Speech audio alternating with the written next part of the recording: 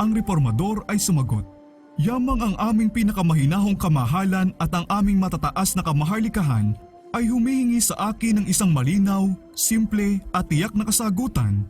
Bibigyan ko po kayo ng isa, at ito iyon. Hindi ko maaaring ipasakop ang aking pananampalataya sa papaman o sa mga konsilyo dahil kasing liwanag ng araw na sila'y madalas na nagkakamali at sinasalungat ang isa't isa.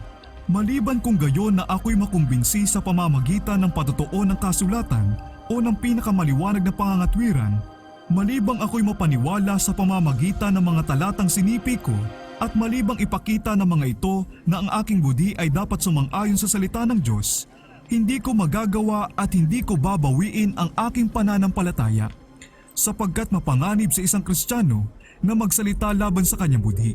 Nakatayo ako rito, wala na akong magagawa pa. Naway tulungan ako ng Diyos.